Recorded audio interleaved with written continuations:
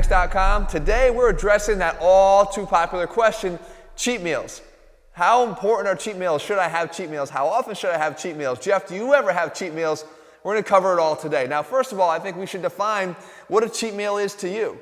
You see, if you think things like steak or pasta, potatoes, pumpkin pie oatmeal, breakfast burrito, chocolate chip mint frozen yogurt, if you think these are cheat meals, then you, my friend, are on the wrong eating plan, because not only are these things that we actually endorse in our ATHLEAN-X Factor meal plan, but these are exactly what I ate yesterday. I ate all of these foods yesterday. As a matter of fact, I eat a lot of them all the time, maybe not steak as much. But the idea here is that I'm talking about cheat meals, things that you have to go sign a waiver for at a restaurant because they're worried about your health, or foods that start with double stuffed or extra extra or the super duper. Right? Things that are going to put super duper amounts of fat on your ass if you eat them. Those are the foods, those are real cheat foods. And a lot of you guys have cravings for them. And that's great because it's a reality.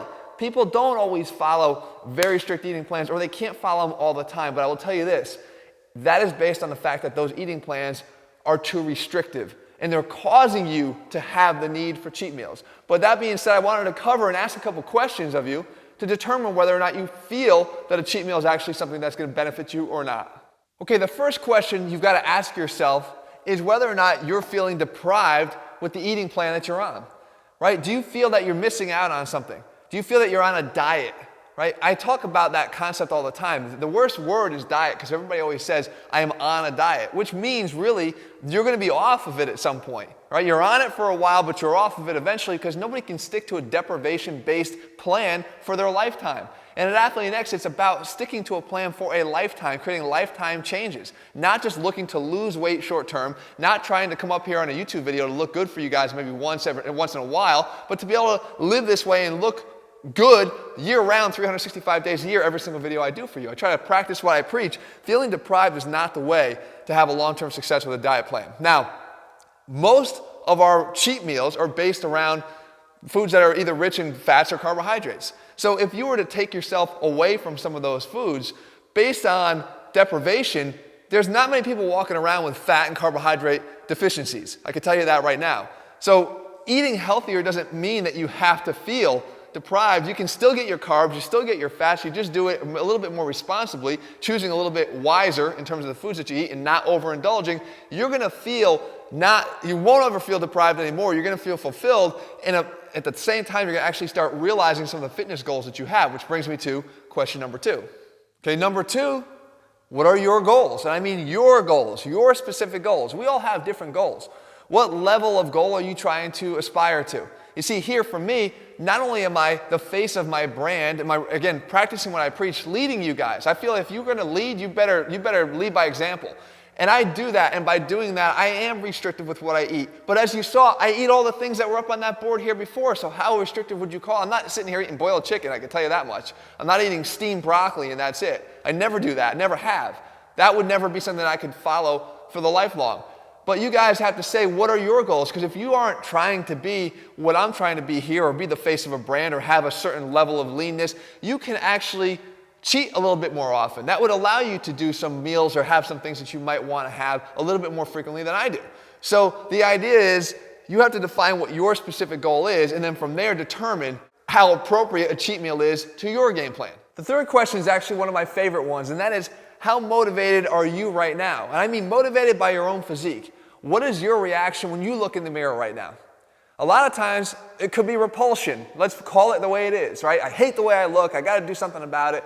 A lot of times you have to balance the desire for that short-term fix of whatever the cheat food is to the long-term goal, again, like we talked about in the last step, of how you actually ultimately want to look. And when that short-term fix is not as valuable to you as the long-term goal, that's the moment that you start to defeat your urge for cheat meals. And not that it's a bad thing, it's just that you actually start to become motivated, because for the first time, we have guys in ATHLEAN-X all the time that write in and tell us for the first time ever, they can see their abs. For the first time ever, they're building new muscle, right? They couldn't build hard gainers, they couldn't do it before. For the first time ever, they're getting compliments from either their spouse or their friends who are noticing that they're training. And they've been training for the last 5 years, just nobody noticed. That right there gives you the extra motivation to want to hold on to those compliments, to hold on to those results that you're actually seeing for the first time. So You have to figure out where you are right now on that motivation scale to determine whether or not you're still sort of looking for those short-term fixes or more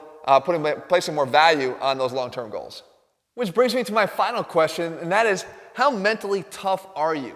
When it comes to deciding whether or not cheat meals should be part of your plan, you have to ask yourself, how mentally tough are you? You know, going back to the foods I showed you in the beginning, it doesn't take a lot of mental toughness to be able to stick to an eating plan that has that many good tasting food options available to you. That's just a fraction of what we make available. However, when we talk about cheat meals, are you the type of person that could have a cheat meal? Right? It's the difference between cheat meals and cheat days. I am not an advocate of cheat days because cheat days turn to cheat weeks and cheat weeks turn to cheat months, and before you know it, you're cheating all year round on your diet. And you ask me, Jeff, is it okay for me to have a health meal every once in a while? If you're at that point, you got some serious issues. So what we want to do is ask yourself, if you indulge in that cheat meal, is that going to turn into a cheat week and a cheat month? Do you have the mental toughness to say, hey, I'm going to have this because I want to have it, but then I'm going to get right back on my more healthy eating plan and then stay right back focused on my goals again? But you got to ask yourself that question because that's going to vary from individual to individual, okay? Now, I want to give you a couple strategies. If after this self-assessment, you said to yourself, you know what, I can handle it, I've got my goals in check, I know where I'm heading, but I still want to have some cheat meals, I'm going to give you 2 big tips on what you might want to do and stay at least conscious of when you're making decisions on when to have that meal. Okay, so the first big tip I can pass on to you if you decided that you're going to have a cheat meal every once in a while is try to prepare your cheat meals at home. You be the person in control of what you're eating. You see, you go out to a restaurant, you don't know what you're eating. A lot of times you don't. You don't know how bad what you're eating is. And you don't know how much that can actually overload you and pull you away from your goals. You put it at home, you're in control. You know what you're putting in. So I would recommend if you're going to do it, try, if at all costs, do that. I do realize that sometimes part of the cheat is getting out of the house and letting someone else do the work for you. And that's great. I just want you to be aware of the fact that doing it at home is likely going to save you in the long run. And tip number 2 here is actually very, very helpful. And that is, if possible, you want to schedule your cheat meal wisely. You see, not all the time do you have the luxury of scheduling. You find yourself out and about and the moment hits and you have your cheat meal. That's the way it happens. However, if you can schedule when you're going to have your cheat meal, which a lot of us do have that control, you might want to think about when you're less likely to allow that meal to turn into a week, or a day to a week to a month. And that might be having that cheat meal on a Sunday night for dinner. Because you know that the structure of your work week, the structure of getting back to business on Monday, sometimes getting back to the gym, that all allows you to get back on track again. Meanwhile, if let's say you did it on a Friday night, that could easily turn into a weekend-long bender of cheat meals, right? So you want to find for you, where is it that you're less likely to allow this thing to cascade and where you can actually keep the reins on it and control it. And lastly, I want to leave you here with a lesson, and that is, the old saying goes, you can't have your cake and eat it too. I would say you can't have your cake and have great abs too. Or as one of my athletes actually put it so eloquently one time, you can't have your cake and not be a fucking lard ass, okay? He said it, not me. The idea here is he's right? You can have it in moderation. Even I have my favorite carrot cake twice a year. That's it. But I don't indulge all the time because to me what's important is looking a certain way, feeling a certain way, and being able to stand up here and practice what I preach, as I've said to you before.